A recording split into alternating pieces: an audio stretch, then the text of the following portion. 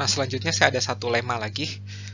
Kalau di buku, lemma 14.9 itu disebut dengan korolari ya. Nah, korolari itu adalah teorema akibat, teorema yang didapatkan karena teorema sebelumnya gitu. Jadi sebuah akibat dari teorema sebelumnya gitu. Nah, di sini saya nggak akan buktikan, saya hanya menyebutkan kenapa mereka ini benar gitu. Nah, jadi setiap ruang vektor V dengan spanning set yang berhingga mempunyai basis gitu ya. Nah, gimana cara buktikannya? Nomor satu, dengan menggunakan minimal spanning set gitu ya. Maka terbukti dia pasti punya basis. Nah, yang nomor dua, setiap subruang dari suatu ruang vektor berdimensi n pasti punya basis. Lagi-lagi sama, karena si ruang vektor berdimensi n tuh vektor basisnya itu ada n. Nah, oleh karena itu subruangnya itu pasti minimal spanning setnya kurang dari n, jadi pasti punya basis lagi. Dan yang terakhir, setiap subruang dari Fn itu punya basis. Nah, ini nomor 3 itu adalah teorema akibat dari nomor 2 ya. Karena Fn itu adalah ruang vektor berdimensi n. Oleh karena itu, subruang dari Fn pasti punya basis juga. Nah, untuk bukti lengkapnya, Anda bisa baca sendiri di buku ya. Saya nggak akan jawab di sini. Jadikan ini sebagai latihan. Selanjutnya ada satu teorema besar ini tuh bukan teorema besar tentang matriks, yaitu rank plus nullity theorem ya.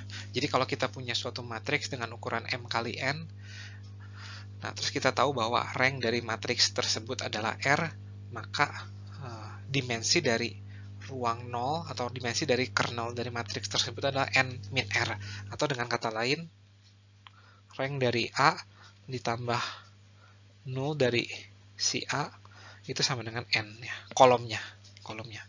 Nah, saya belum menyebutkan rank A kan sudah didefinisikan sebagai dimensi dari ruang kolom dari si A, sementara kalau 0A itu adalah dimensi dari ruang 0 dari si A. Ya, ini harap diingat nih, definisi rank dan definisi 0. Nah, kita ingin membuktikan ini nih ya. Nah, sebenarnya saya nggak akan membuktikan ini karena bukti ini akan saya buktikan, teorema ini akan saya buktikan di bab 3. Di bab 3 ini, teorema ini lebih diperumum lagi. Kalau di sini kan kita cuma ngomongin matriks, sementara di bab 3 itu kita ngomongin transformasi. Jadi kita akan lebih buktikan lebih umum lagi. Tapi untuk sebagai pengantar, yang kalau ingin membuktikan teorema ini, cukup dengan ini, kernel dari si A. Nah, itu tuh adalah suatu subruang ya. Karena dia subruang dari suatu ruang vektor, maka dia punya basis. Maka kernel dari A punya basis. Nah, oleh karena itu dia punya minimal spanning set ya. Nah, cukup kita buktikan bahwa minimal spanning setnya itu adalah N min R. Maka terbukti teorema ini. Nah, sekian. Habis ini masih ada satu teorema terakhir yang akan saya buktikan. Nah, berikut adalah teorema terakhir. Teorema yang terakhir ini disebut dengan basis extension theorem. Nah, jadi misalkan saya punya suatu ruang vektor berdimensi N nih. Ya. Dan kemudian saya punya suatu kumpulan vektor ya, V1 sampai Vs. S ini jelas kurang dari N statusnya. Jadi kalau N 10, S itu baru 5 misalkan.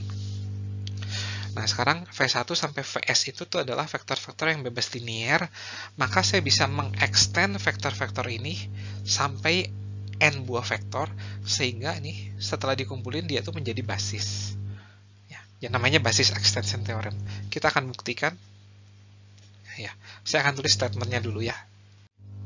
Nah, di sini di statement yang pertama nih, saya tulis akan dicari nih WS plus 1, WS plus 2 sampai WN ya, harus ini sampai WN ya, agar ini sekarang nih N vektor ini, N buah vektor ini itu adalah basis bagi si V. Nah, Nah, tujuan kita itu adalah mencari ya. Nah, kalau tujuan kita mencari, kita harus buktikan bahwa dia tuh ada dulu ya. Yang pertama saya buktikan ada tuh yang pertama dulu nih, WS plus 1. Nah, kita harus mencari WS plus 1 yang, carilah WS plus 1 yang bukan kombinasi linear dari V1 sampai Vs. Nah, ini pasti ada ya, karena S itu statusnya kurang dari N, makanya pasti ada vektor yang bukan kombinasi linear dari V1 sampai Vs, sehingga V1, V2 sampai Vs, dan ini WS plus 1 itu bebas linear. Setelah dapat WS plus 1, kita cari WS plus 2 yang bukan kombinasi linear dari V1, Vs, dan ini harusnya ini ada satu lagi, yaitu WS plus 1 ya. Nah, sehingga V1, V2, Vs, WS plus 1 sama WS plus 2 itu tetap bebas linear. Nah, kita terus cari itu, lakukan terus ya, sampai sudah maksimal gitu. Jadi sudah maksimal itu artinya, ini nih, dari WS plus 1 sampai WS plus T, itu tuh masih bebas linear. Jadi kalau dicari lagi, udah nggak akan bisa ya, udah nggak akan bisa bebas linear, jadi sudah maksimal gitu. Berarti artinya, ini tuh kumpulan vektor ini yang saya kasih tanda panah ini tuh sudah maksimal ya, maksimal linear independent set gitu. Nah, karena dimensi dari V itu sudah diketahui nih N ya, maka haruslah S plus T itu sama dengan N. Nah, tinggal kita buktikan bahwa dia tuh basis. Nah, untuk membuktikan dia basis, cukup pakai lemma 1.4.8 yang mengatakan bahwa maksimal linear independent set adalah basis ya. Jadi sekarang teorema 1.4.11 itu sudah terbukti.